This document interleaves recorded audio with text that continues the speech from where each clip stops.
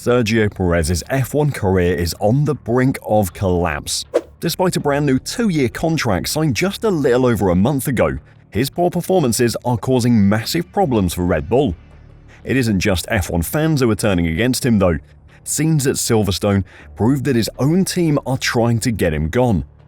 Many people would argue that he should never have had that contract extension and should have been replaced at the end of last season. So what is going on?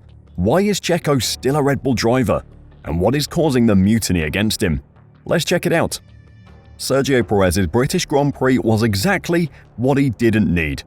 Just 4 races ago at the Canadian Grand Prix, Red Bull announced that Sergio Perez would be getting a 2-year contract extension. The 34-year-old Mexican has been Max Verstappen's teammate since joining in 2021, and the new contract would keep him at the team until the end of 2026. Perez's renewal ended the hopes of several drivers, including the very capable Carlos Sainz, of joining the team that has dominated F1 over the past 2 years and continues to lead both world championships in 2024, despite a growing challenge from rivals. Now is an important time to confirm our lineup for 2025, and we're very pleased to continue working together with Checo, said team principal Christian Horner when the announcement was made. Continuity and stability are important for the team, and both Checo and Max are a successful and robust partnership, securing our first ever 1-2 finish for the team in the championship last year. Checo's efforts last season are too often overlooked. He did everything the team could have expected of him. He finished second in the Drivers' Championship behind teammate Max Verstappen. They didn't need the points he scored to win the Constructors' Championship. Max earned enough on his own, but he did contribute. He has been improving in terms of Drivers' Championship positions as well, finishing 4th in his first season at the team, then 3rd, and then 2nd last year. The nature of his performances on the way to that 2nd place finish were a worry though. To start this season, it seemed that the demons had been expelled. How wrong that assumption was. 4 podiums in the opening 5 races was an excellent start to the season. A 4th place in Miami was also a good result, but like in 2023, Miami was a turning point for the worst. Since Miami, Nico Hülkenberg and Yuki Tsunoda have made 4 Q3 appearances compared to Checo's 3. Alex Albon has made Q3 3 times as well. Hülkenberg has scored more points in the last 2 races than Perez has since Miami. Yuki Tsunoda has impressed this season and has as many point finishes in the last 3 races as Perez does. Being a Red Bull driver, Yuki must be wondering what he has to do to get to the top team. Checo's 17th place finish at Silverstone only made the calls for his replacement louder.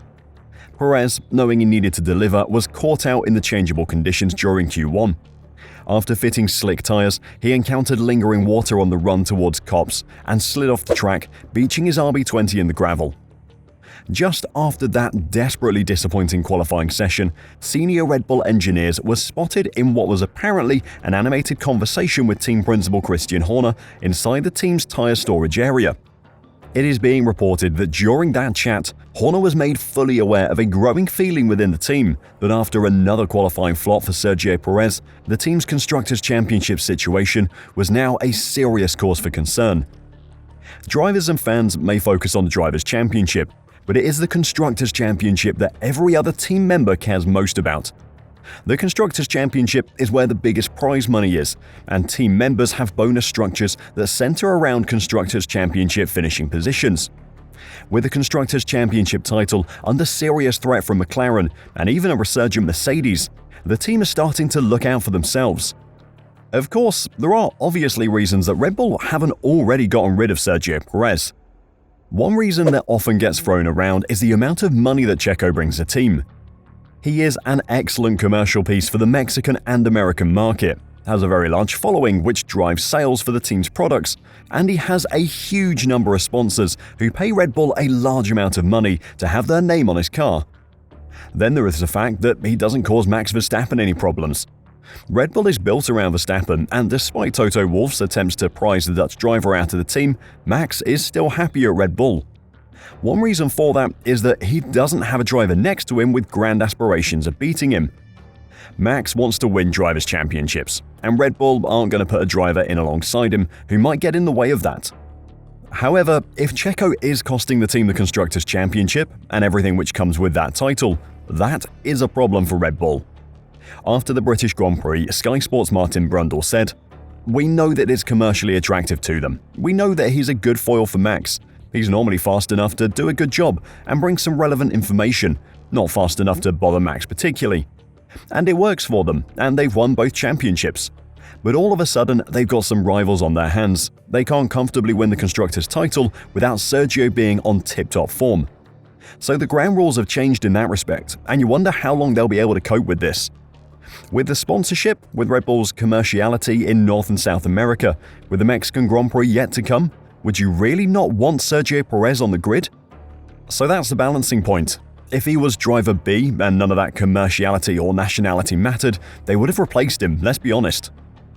The Mexican Grand Prix isn't just around the corner. It's not until round 19 of the season, and if Red Bull were to wait until then, they will have already lost the Constructors' Championship unless Checo can sort his form out. With the team's senior engineers turning against him and putting pressure on Christian Horner, Red Bull might not have the luxury to wait that long. Perhaps then it isn't a coincidence that some of the performance clauses of Checo's contract made it into the hands of the media last weekend. These clauses reportedly include not being more than 100 points behind Max Verstappen after the Belgian Grand Prix, with another understood to dictate that he cannot be more than 5 places behind Verstappen in the standings. Perez currently sits 137 points behind Verstappen and exactly 5 places behind his teammate. Perez last finished ahead of a Mercedes 7 races ago in Miami, meaning the odds of him staying ahead of either of them by the summer break is incredibly slim.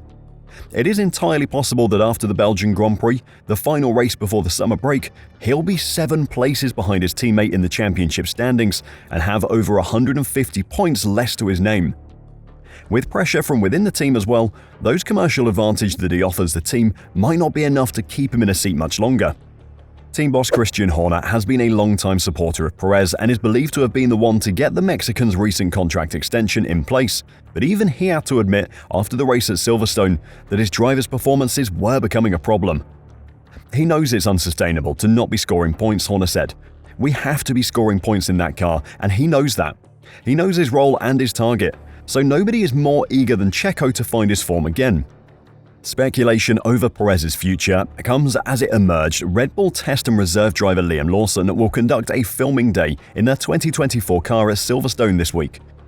Lawson has been on the sidelines this year. Despite impressing in the 5 race weekends, he's substituted for Daniel Ricciardo at Red Bull's sister team VCarb, then known as AlphaTauri last year. Although Horner has said that Lawson's run in the current RB20 had been planned for some time and was not in reaction to anything else, a run in F1's championship-leading car undoubtedly gives the 22-year-old New Zealander a chance to again show his capabilities amid the fresh uncertainty around not only Perez's future but Ricciardo's too. Ricciardo has yet to have his contract renewed for 2025 at RB, whereas teammate Yuki Tsunoda has. Tsunoda took his 6th top 10 result of the season at Silverstone, while Ricciardo has scored points only twice this year. Asked why Tsunoda appears to not be in the running to replace Perez, Horner said, "Yuki is a Red Bull Racing driver. He's on a Red Bull Racing contract and we re-signed him because he's performing well. So we're very aware of his performances." It is looking like the next 2 races could be the most important of Perez's career so far.